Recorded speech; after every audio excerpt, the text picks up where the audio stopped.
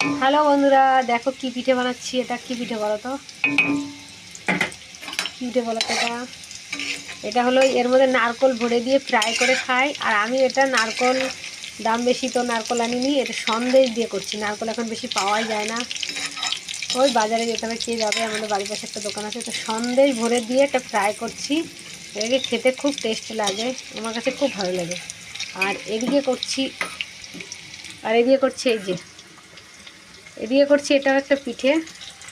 এটা তো দুধ দিয়ে, দুধ পুলি বলে সবাই, তো পুলি পিঠার মতন গোল গোল করে, আমি করেছি দেখো গোল গোল রসগোল্লার মতো করেছি। এর মধ্যে কিন্তু সন্দেশ ভরে দিয়েছি, দেখো গোল গোল দেখেছো। এটাকে রান্না হবে, তো পরে তো দেখতে পাবো। টাটা।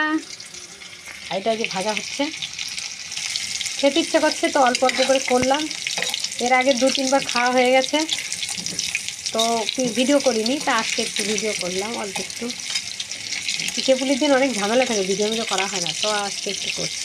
তো টাটা। তাই এটাকে তোমরা খেয়ে দেখবা কেমন লাগে।